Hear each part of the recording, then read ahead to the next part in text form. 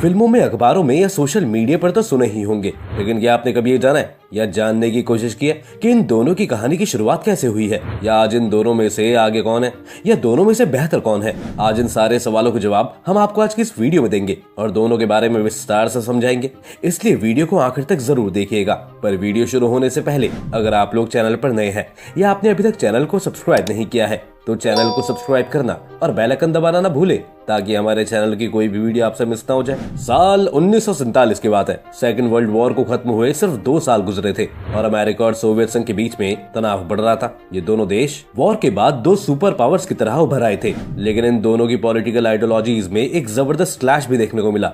इनके बीच भारी राइवलरी की वजह से कोल्ड वॉर की शुरुआत हुई और इस समय में ये दोनों देश अपने न्यूक्लियर हथियारों को और ताकतवर बनाने की कोशिश कर रहे थे। इसी के लिए ये दोनों देश एक इंटरकॉन्टिनेंटल बैलिस्टिक मिसाइल यानी कि ICBM की डेवलपमेंट करने लग रहे थे।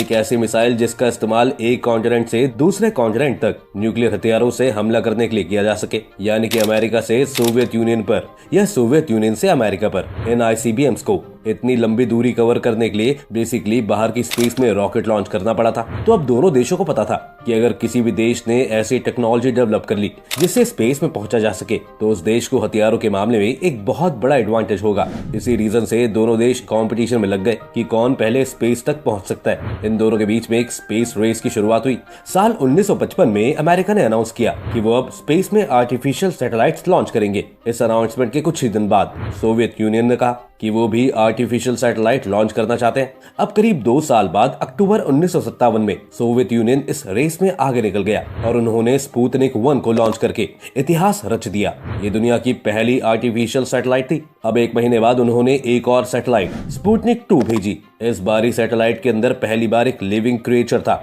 और वह था एक कुत्ता जिसका नाम था लाइका।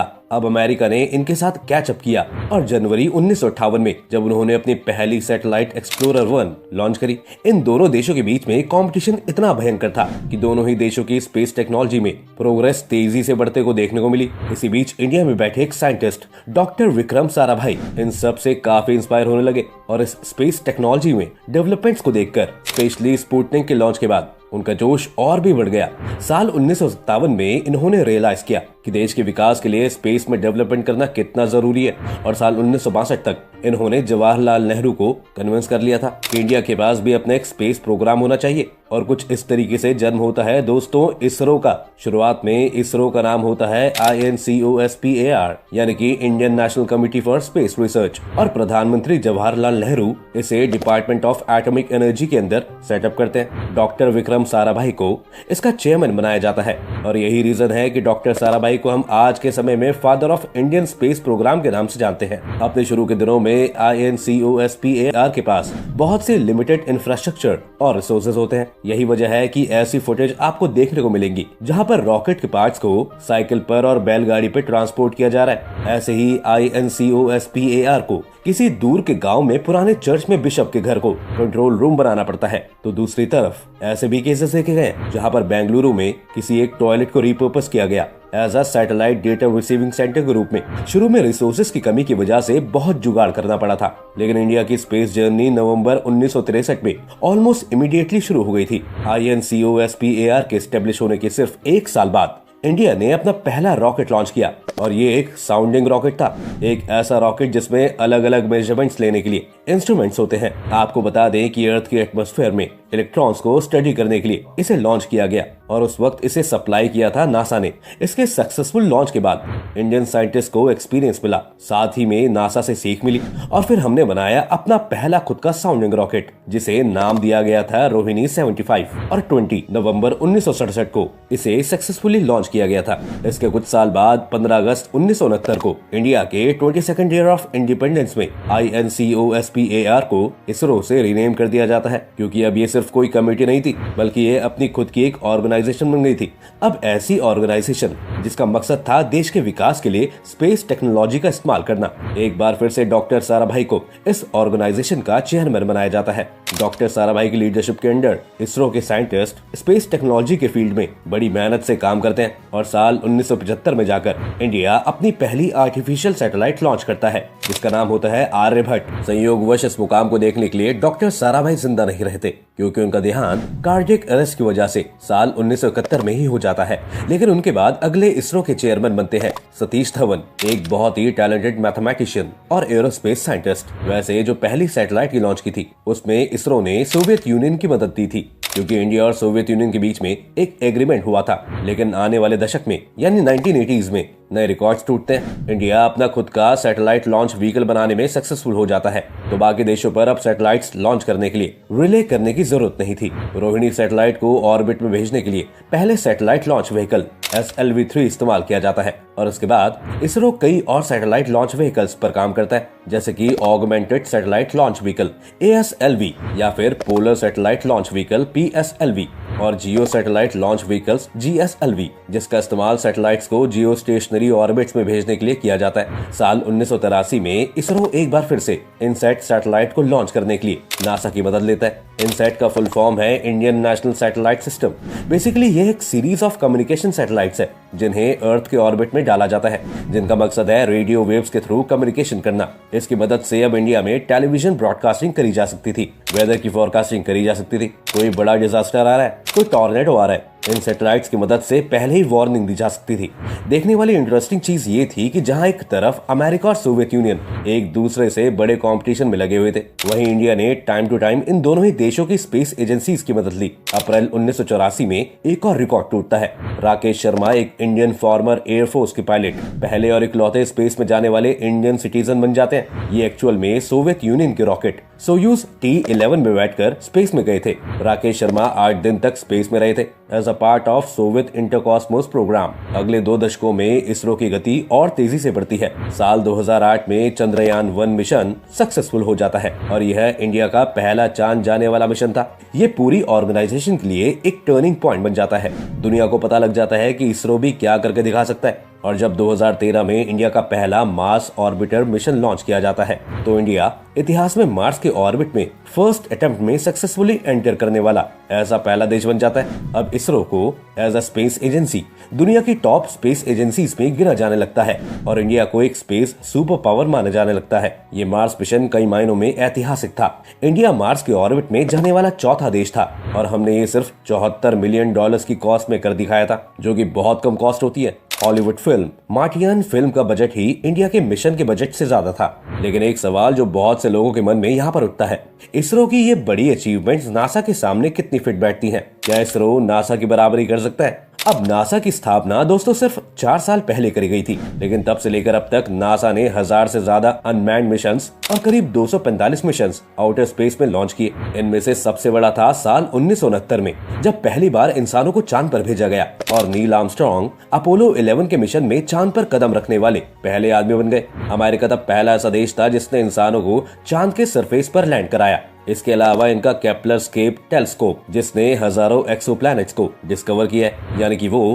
प्लैनेट्स जो हमारे सोलर सिस्टम के बाहर हैं। नासा की मदद से ही इंटरनेशनल स्पेस स्टेशन को लोअर अर्थ ऑर्बिट में प्लेस किया गया है। यह एक ऐसा स्पेस क्राफ्ट है जिसमें इंसान रह सकते हैं और काम कर सकते हैं और स्पेस में एक्सपेरिमेंट्स कर सकते हैं। फिर नासा ने मार्स के सरफेस तक पर भी रोवर्स भेजे हैं, जैसे कि 2015 में क्यूरियोसिटी रोवर मार्स की जमीन पर लैंड किया और पानी का पहला एविडेंस पाया कि मार्स पर लिक्विड स्टेट में वाटर एग्जिस्ट करता है। ये भी नासा ने ही लॉन्च किया। तो क्या वजह है कि एक्चुअल में नासा बाकी स्पेस एजेंसीज के कंपैरिजन में इतना आगे है? इसके पीछे का सबसे बड़ा रीजन वही है जिसकी मैंने शुरुआत में बात की थी। नासा को साल 1958 में स्टेब्लिश किया गया था, वो भी सोवियत यूनियन के रिस्पांस में। जब उन्होंने अपनी पहली सैटेलाइट लॉन्च करी तो सोवियत यूनियन इस रेस में दौड़कर आगे निकल गया। तब अमेरिका को लगा कि हम पीछे कैसे रह सकते हैं, हम भी सिविलियन कैपेसिटी में एक अपना स्पेस प्रोग्राम बनाते हैं। अब इन दोनों के बीच में इतना ज्यादा कंपटीशन था कि इतनी ज्यादा इनोवेशन हमें देखने को मिली। इसके अलावा दूसरा कारण है नासा के गोल्स। नासा के गोल्स अगर आप डिटेल में देखेंगे तो आपको दिखेगा कि बेसिकली उनका मकसद क्या है, मैनकाइंड की नॉलेज को इंक्रीज करना और इंसान की प्रेजेंस स्पेस बढ़ाना। इससे आप इसरो से कंपेयर करो तो इसरो को एक्चुअल में किसी भी देश से कम्पीट करने के लिए नहीं बनाया गया था। इंडिया की किसी दूसरे देश के साथ कोई जंग नहीं चल रही थी, तो इंडिया को मजबूरी में आकर, प्रेशर में आकर इसरो डेवलप करना पड़ा। इसरो का मकसद था देश की सोशियो इकोनॉमिक बेनिफिट्स के लिए स्पेस टेक्नोलॉजीज को डेवलप करना। ऊपर से देखकर आपको लगेगा कि इनके मिशन काफी सिमिलर हैं, लेकिन ट्रेडिशनली देखा जाए तो नासा का शुरू से ही रिसर्च, एक्सप्लोरेशन और टेक्नोलॉजिकल एक्सपेरिमेंट्स करने में ज्यादा इंटरेस्ट था। उन्होंने अपोलो 11 का मिशन इसलिए किया क्योंकि वो सोवियत यूनियन से आगे निकलना चाहते थे। वो पहला देश बनना चाहते थे जो एक्चुअल में किसी को चांद पर भेजे। वो दिखावे के मामले में ज्यादा बड़ी सुपर पावर बनना चाहते थे। अब यहाँ पर एक रेस चलने लग रही थी। वहीं दूसरी तरफ इसरो ने ऐसी चीजों में फोकस किया जिससे देश का भला हो, जैसे कि एक ऐसा सैटेलाइट नेटवर्क बिछाया जा सके जिससे टेलीविजन की ब्रॉडकास्टिंग हो सके, वेदर फोरकास्टिंग करी जा सके। हालांकि इसरो के जो बाद के मिशन थे जैसे कि चंद्रयान या मंगलयान, वो एक्सप्लोरेशन की कैटेगरी में ज्यादा फिट बैठते हैं, लेकिन शुरुआत में इसरो का फोकस उन चीजों पर इतना नहीं था। इसके अलावा एक तीसरा कारण आ जाता है, दोनों एजेंसीज का बजट। नासा का बजट इसरो के कंपैरिजन में 20 गुना ज्यादा है। ऑब्वियस ही बात है, नासा के पास ज्यादा पैसे हैं स्पेंड करने के लिए और एम्बिशियस और एक्सपेरिमेंटल मिशंस पर। इसी की मदद से वो मार्स पर रोवर्स भेज पाते हैं, जुपिटर और सैटर्न के मून्स पर मिशन भेज पाते हैं और एस्टेरॉइड्स तक पर भी वो स्पेस क्राफ्ट भेज पाते हैं। इसरो अपना ज्यादातर बजट एक्चुअली नई टेक्नोलॉजीज को डेवलप करने के लिए स्पेंड करता है। स्पेस व्हीकल्स की कंस्ट्रक्शन में ग्राउंड स्टेशंस और जो नेसेसरी स्पेस मिशंस हैं, सिर्फ उन्हें ही कंडक्ट किया जाता है। ज्यादा मिशंस करने के लिए इतना ज्यादा पैसा बचता नहीं है, तो नेचुरल सी बात है कि इतने सालों बाद नासा का इंफ्रास्ट्रक्चर कहीं ज्यादा बेहतर है इसरो के कंपैरिजन में। लेकिन कुछ चीजें यहाँ पर जरूर है जहाँ पर इसरो नासा से आगे है, जैसे कि एफिशिएंसी, रिसोर्सफुलनेस और कॉस्ट इफेक्टिवनेस में। फॉर एग्जांपल साल 2005 में नासा ने एक सोलर मिशन लॉन्च किया था, स्टीरियो, जिसकी कॉस्ट पड़ी थी $550 मिलियन। वो भी उस समय पर। आज के दिन इसरो का आगे प्लान है कि एक सिमिलर सा सोलर मिशन लॉन्च किया जाएगा, आदित्य L1, जिसकी कॉस्ट पड़ेगी सिर्फ $55 मिलियन,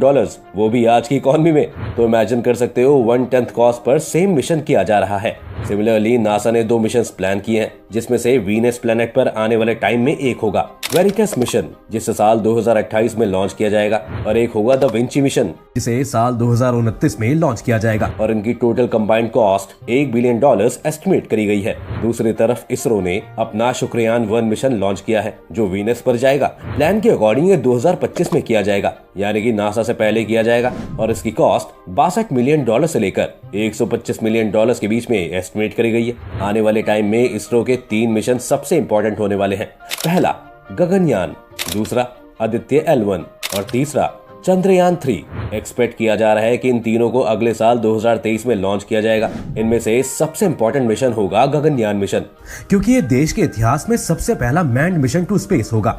आज तक इसरो ने कभी भी इंसानों को स्पेस में नहीं भेजा है, और ये गगनयान पहला ऐसा मिशन होगा जिसमें ऐसा अटेम्प्ट किया जाएगा। इसरो 3 लोगों के क्रू को स्पेस क्राफ्ट में भेजेगा। ये स्पेस क्राफ्ट अर्थ के बाहर चक्कर लगाएगा at the height of around 400 kilometres above the surface, वो भी 5-7 दिन तक। इस मिशन के लिए बजट रखा गया है 9,000 करोड़ से ज्यादा का, और ऑलमोस्ट सारी चीजें इस मिशन की इंडिया में ही डेवलप करी जाएंगी, जो कि लॉन्च व्हीकल होगा, स्पेस एयरक्राफ्ट होगा, लाइफ सपोर्ट सिस्टम होगा, क्रू स्पेस सिस्टम होगा। सब कुछ इंडिया के अंदर इंडियन ऑर्गेनाइजेशन के द्वारा डेवलप किया जा रहा है। बस एक एस्पेक्ट है इस मिशन का जिसके लिए इंटरनेशनल कोलैबोरेशन की जरूरत होगी, और वो है एस्ट्रोनॉट्स के जो स्पेस सूट्स होंगे और एस्ट्रोनॉट्स को जो ट्रेनिंग दी जाएगी, वह सब रशियन स्पेस एजेंसी रोसकॉस्मोस की मदद से की जाएगी। आपको बता दें कि 4 इंडियन एयरफोर्स के पायलट्स को रशियन स्पेस एजेंसी में ऑलरेडी ट्रेनिंग के लिए भेजा जा चुका है। इसके अलावा कुछ इन फ्लाइट फिजिशियंस और कम्युनिकेशन की जो टीम होगी, वो national centre for space studies यानी कि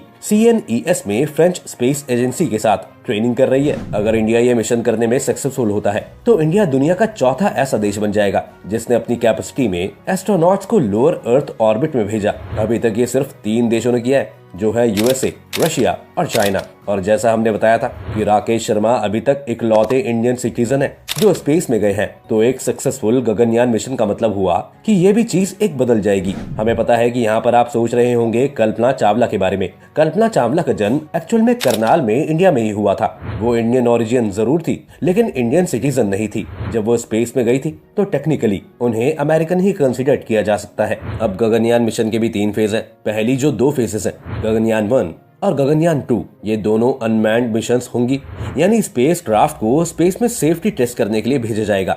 जिसमें कोई इंसान नहीं होगा। ये जो 2 टेस्ट फ्लाइट्स में हैं, अगले साल से ही हमें देखने को मिलेंगी। और उसके बाद जो फाइनल मैंड मिशन है जिसमें इंसान स्पेस में जाएंगे, और ये होगा साल 2024 में। इसके अलावा जैसे हमने बताया, आदित्य L1 एक और इम्पोर्टेंट मिशन है जिसे फर्स्ट क्वार्टर ऑफ 2023 लॉन्च किया जाएगा। ये इंडिया का पहला मिशन होगा जो सूरज को स्टडी करेगा। इसके लिए कॉस्ट रखी गई है अराउंड 378 करोड़ रुपए। और फिर होगा इसरो का चंद्रयान 3 मिशन, जो कि तीसरा मिशन होगा मून पर। तो दोस्तों, आज की वीडियो में बस इतना ही। उम्मीद है आपको आज की इस वीडियो से काफी कुछ सीखने को मिला।